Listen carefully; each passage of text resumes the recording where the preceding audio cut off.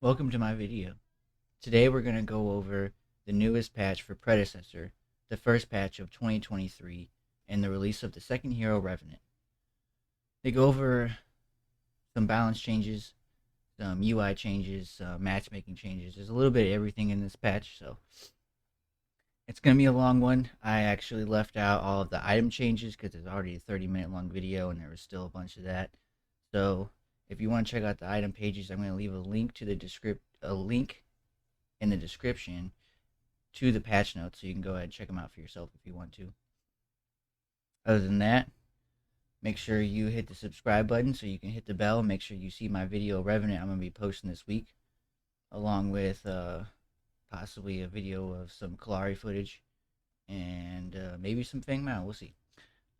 Thanks for stopping by, and we'll see you on the next one. Alright, we got patch version 0.3. Looks like it comes out this Tuesday. One of their main focuses to empower mages, make them feel stronger before they even get their first item. Interesting.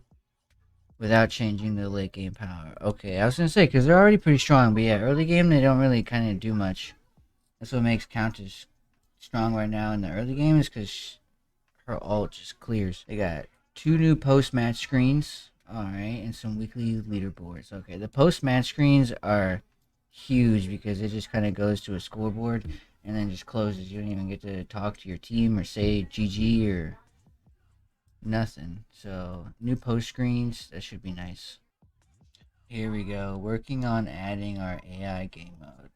That'll be huge. I need co-op versus AI so I can actually learn how to play these heroes instead of just going into quick play and getting stopped. Looking to make our update schedule more consistent. Going forward, we're aiming to deliver patches every 2 weeks, alternating between balance patches and our bigger content patches.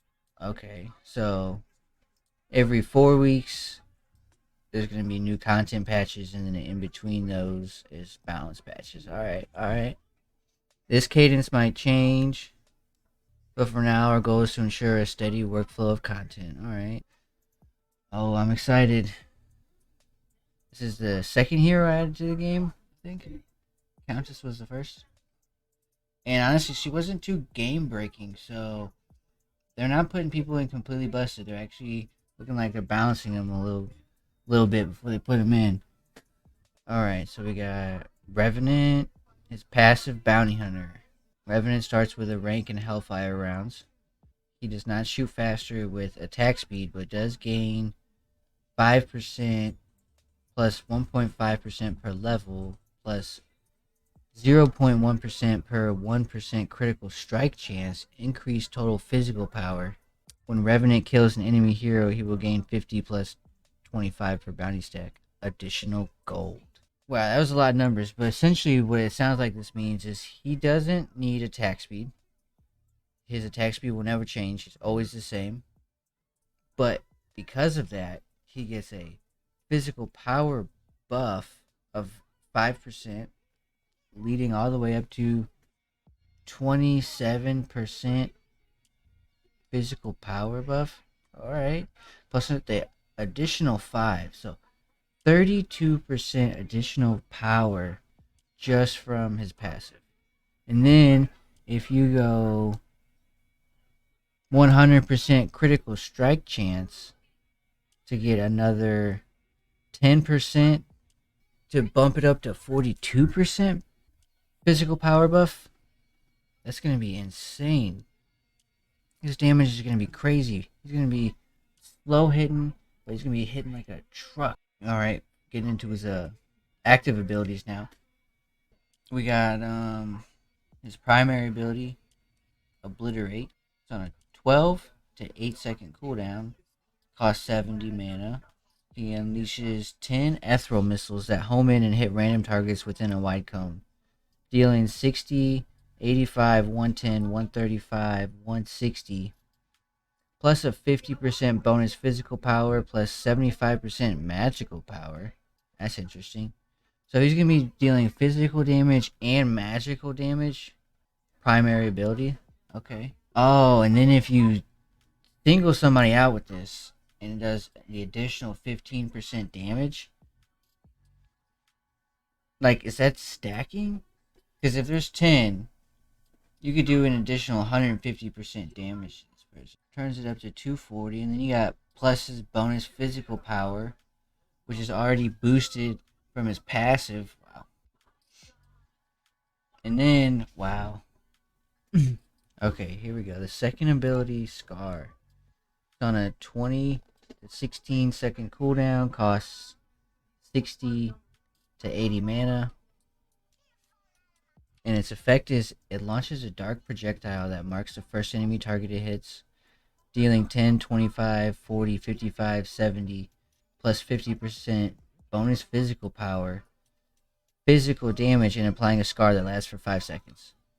The next 6 through 10 instances of damage dealt to this target, apply a 5% stacking slow, and deal 15% bonus magic damage. So essentially, you throw the scar, it hits the target, you hit him with this obliterate, which is 10 missiles, which gets you up to the 10 instances of damage dealt, which gives you the 5% stacking slow for 1.25 seconds, and then you deal even more bonus damage. Bonus magic damage on a move that already does magic damage. Wow. If you solo somebody and hit this wombo combo of Scar, Obliterate, and your Hellfire rounds, your Force Shot will always critically strike, and dealing 6% of the target's missing health as bonus physical damage. So if you got somebody that's half health in a tank, this passive is essentially as good as an item, a tank melting item. I mean, it's going to be crazy. They do nerf his critical damage, which is understandable. I mean, he's going to be hitting crits way more than anybody else will without crit items. And then his active is instantly reloads his hand cannon. Reload time is decreased with additional attack speed. So that's where attack speed goes for Revenant. It looks like going to go to increasing your reload speed, not increasing your attack speed. So it doesn't look like attack speed is useless, but you won't need much probably. And then we got his ultimate ability, Reckoning. Yeah, if I remember this for Paragon, it's going to be pretty nuts. We got the cooldown of 140, 120, 100. 100, that's not very long. That's barely over a minute and a half. You're for sure going to have it every team fight until you die. So that's crazy. Alright, so the effect is Revenant pulls himself and his target into the Nether Realm for 6, 7, 8 seconds, rooting the target for half a second. Killing his opponent inside the Nether Realm will double the bonus gold gained from Bounty Hunter. So you essentially bring you and one other person into the Nether Realm, which is just like a giant circle shadow thing, and it blocks you from everybody else, and only you two can fight. And if you pull out somebody that's low health or squishy or something, or a high value hero, you pull them out of the team fight for this 6, 7, 8 seconds, your team gets a pick on somebody, you possibly get a pick on that person, or at least get them low enough that whenever you come out of the ult, they get picked. I mean, that's... Oof. A perfectly timed one of those can be huge. Huge. Altogether, this sounds like it's going to be absolutely nutty, though. Because if you bring him in with Reckoning, right, that isolates you and one other person. You hit him with the Scar, which is going to do the bonus damage and the stacking slow, and you hit him with your primary ability, Obliterate. You're going to hit him with all 10 missiles, because it's just you two, which is going to give you the max effect of your Scar, and then you come and blast him with your Hellfire rounds. Make sure you at least got your 4 shot if you don't have 100% crit chance. And I mean, If you're hitting your shots, dude, there's no way. There's no way. Unless you're fighting another ADC, nobody's gonna be able to close the gap on you. So yeah, it looks like Revenant's gonna be pretty crazy. I'm excited. He was a lot of fun. But I used to play Paragon on console, so my aiming was terrible. But now that I'm playing on PC, my aiming's a little bit better, so now I'll be more consistent with those 4 shots. Alright, now we're gonna move on to the improvements. Profile tab and early access icons. Okay.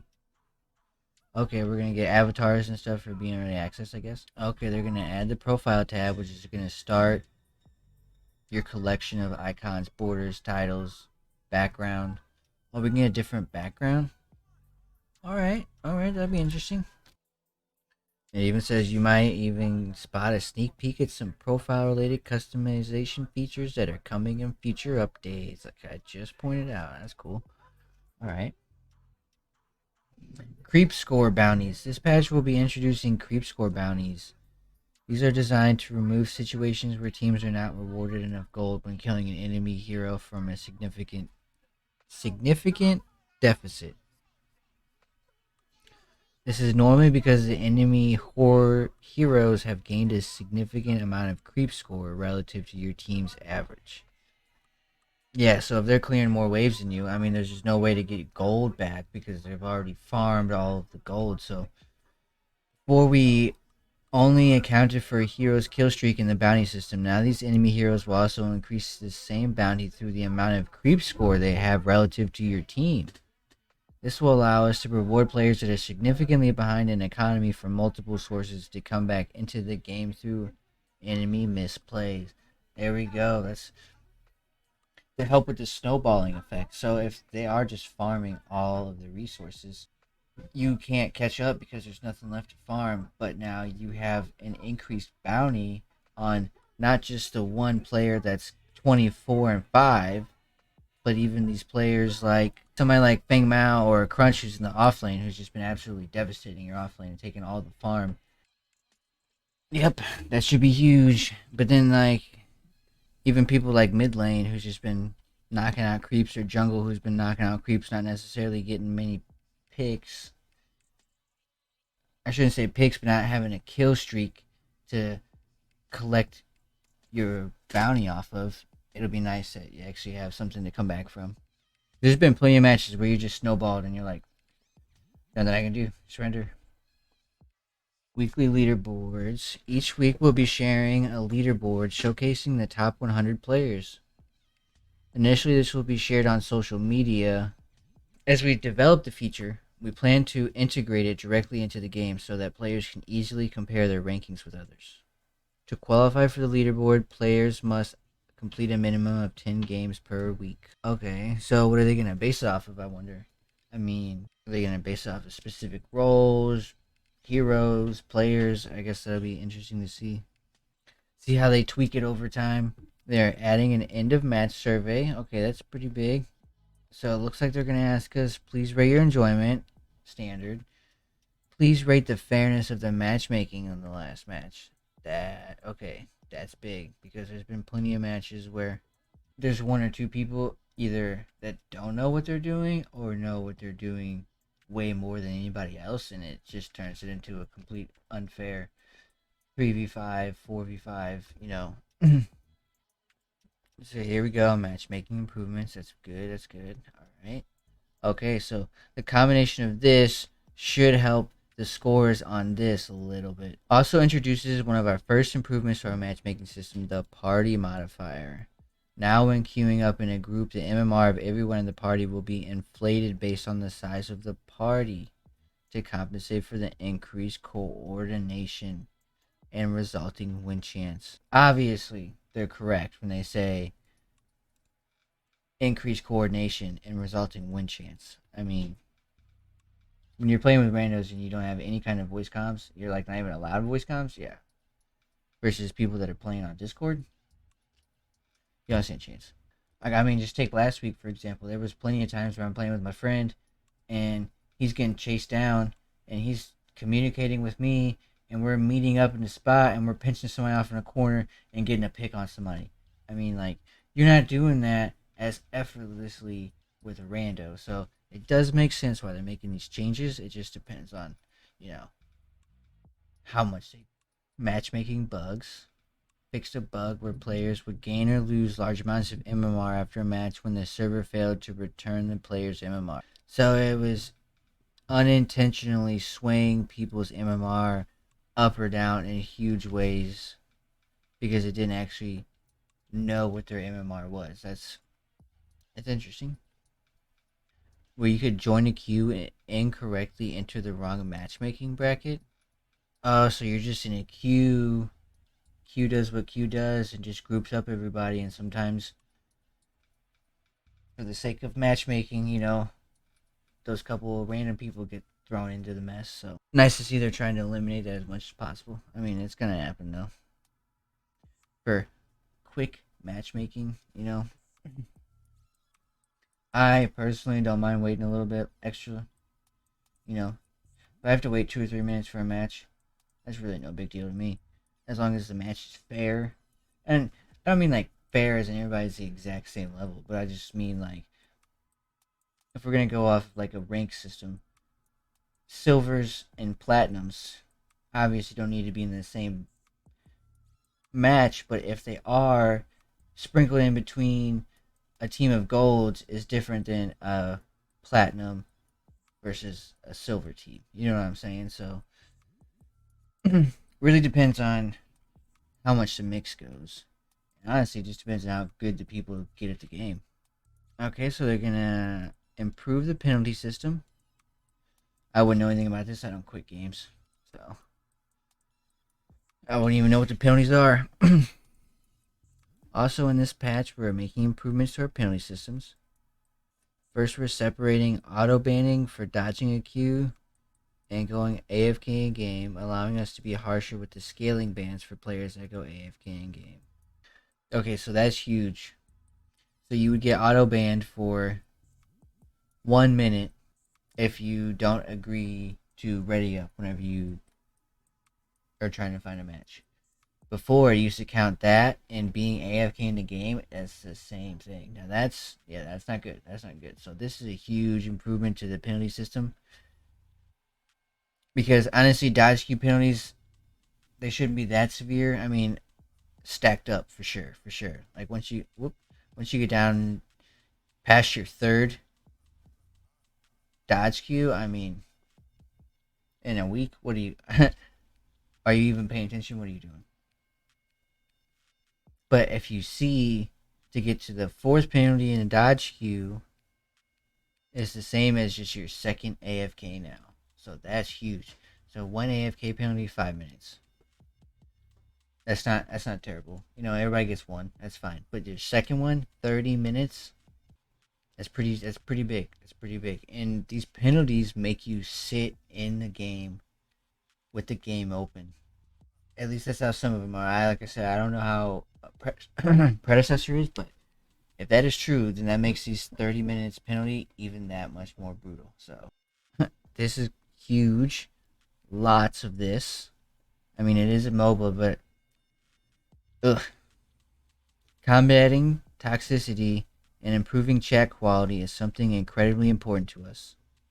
With this in mind, and in line with your feedback, we're taking steps to improve chat moderation beginning this patch. Part of these improvements is the implementation of a new mod tool. This tool will not only help us to better monitor chat logs and track disruptive users, but also impose snowballing sanctions based on repeat offenses. This system will take time to implement and iterate on, and we'll be actively improving it, blah, blah, blah. Additionally, we're also reviewing the Predecessor end user license agreement alongside a brand new code of conduct that we hope to share soon. Okay, that'd be big. So kind of like setting where the boundaries are when it comes to toxicity and stuff like that. So that'd be good to know. It's always good to know. We got some other improvements. We got the updated decal for Murdoch Stag Trap. Okay, I thought that was pretty much what it was, but always take better effects. Added missing sound effects to the allied core for when it is under attack. Yep, that's a good one. That's a good one. That's a pretty important audio cue. So, updated Decker sound effects for her whole kit. Changed the visual effects for when a player dies. Added hero names next to their portraits in draft and collection. The heroes, I think, in the game menu, they'll actually have their names, not just the image. I mean, everybody that comes from Paragon, we all know the names of everybody just from looking at the image, but bringing new people on, yeah, they're not going to know any of the names. I mean, it's not League. They don't have over 100 legends, so. Updated Chimera's basic attack sound effects, added a reject button to the match found prompt. Okay, now this is huge. If you're going to start imposing compounding penalties for dodge queue, you at least better have a reject button so that people don't get in trouble. So if anything pops up and all of a sudden you can't join the match for whatever reason, you're not getting hit with a 1, 5, 15-minute penalty. Updated the desktop icon for Pred. Installed via Epic. Added a new sensitivity setting called ADS. Oh, aim down sights. Updated the desktop icon. Oh, already did that. Countess audio improvements. Alright. Updated controller key bindings in the settings menu. Controller support now includes scrolling with left and right triggers. Party overview has moved to the left of the screen. This is in preparation of a larger UI overhaul, and we are currently working on, but more on that another day. Okay. Alright, so they're doing changes in preparation of a UI overhaul. So I'm excited to see what it'll look like. Okay, so Countess in the jungle should start blue buff, not red buff. That's good to know. The game is literally telling you, and it will tell you, go to blue buff. Crunch is currently in a decent spot balance-wise. We're looking to make his sustain only apply from hero combat to help address some abuse cases that can still happen. Passive healing no longer benefits from damaging minions. Okay, that's huge because his sustain in the off lane was insane. Once he got built up a couple levels, no. If you didn't have anybody with sustain, you just sat under tower and just waited for your minions to creep under. I mean, this will be nice though. This will be nice. Alright, looks like a lot of changes for Faye. Let's see what they got going on here. We're giving players a little more counterplay to Faye's ultimate so that we can increase the power budget of our overall kit. So they're going to, sounds like, tune down the ult so they can make everything else stronger. Scaled up until the last, so the first two do more damage. First two levels do more damage. This is probably in line with the mage buff that they were talking about. Okay, I see what's happening now. I see what's happening. So her harvest nettles scaling decreased from 60 to 55%. Projectile speed increased. Alright. Looks like just a full-on damage buff. And then we got the ult. Now correctly deals increased damage based on its level. So now the break distance for tentacles is shorter. So probably all dashes will get out of it now. Pull delay has been increased 0.15 seconds. Okay, it's giving you a little bit more time and a shorter distance to get out. But if you do hit it, it's still going to be huge. Because everything else is stronger now too, so they're looking to just increase his base damage and move his scalings down. So you don't have to rely on items for your power. And you don't have to rely on magical power items only to get damage. So now you can be a little bit more flexible with your build. That'd be a huge change, all these mages. So Cosmic Rift.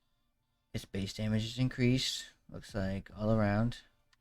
The scaling's decreased.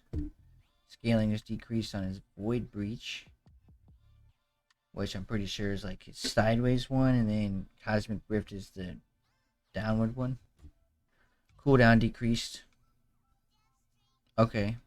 In a descending order from 9 to 7. It should make him feel a little bit better. It's just going to make him feel a little bit stronger for wave clear and stuff in the beginning. I don't really know how much this is going to impact his... Because, I mean, a lot of the stuff is still scaling that's happening later on, even if it's not just from items. So, we have to see how this does in the early game. They might be doing more tweaks with this. Yeah, Howitzer zoning is insane right now. crazy howitzer players, boot people up with their landmine, boot them back towards them, hit them with the slow mines. They're stuck there. They're trying to escape. Hit them with the R2000 missile. I mean, like even if you have a dash, it's like his zoning is so intense. You gotta be extremely mindful of what you're doing when you're around him for sure. Okay, decreasing the amount of slow grenades so that they can easily navigate.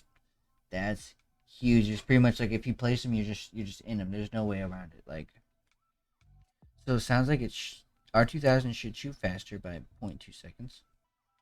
Slow grenades decreased from 16 to 11. Now have a tighter formation. Base damage increased, and the scaling's increased. That's interesting. They've decreased the scaling on everything else, but increased the scaling on this. So we'll have to see how the new grenades are. I mean, a tighter formation with less feels like you're gonna have to be like it's almost like a skill shot. Like you're gonna have to hit it directly on them or behind them or something. So Bellica felt a little too clunky after casting her seismic ult. So we're letting players move and cast a little quicker after casting.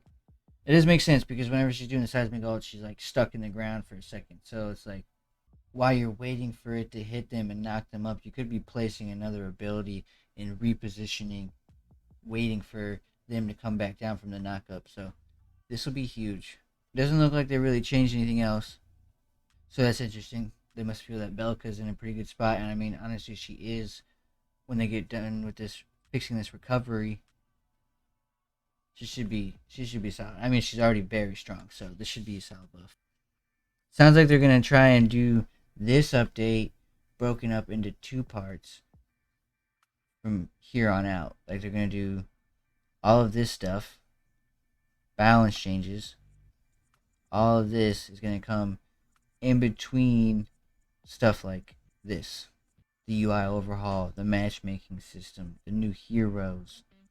This is all bigger content patches. Yeah, that's what this is going to be. So then all the balance stuff is going to be in between that. There's not going to be huge, massive patches like this, which will also help reduce all of the new stuff that's coming into the game at one time and having to figure out everything that's been changed and stuff like that. So good to see. Good to see. Oh no, I'm excited for the new patch. Revenant's going to be absolutely devastating. Matchmaking system. Always love changes to that. So excited to see what that's going to bring. Hopefully, with the new improved matchmaking system, they're just that much closer to getting ranked in here. So we'll see.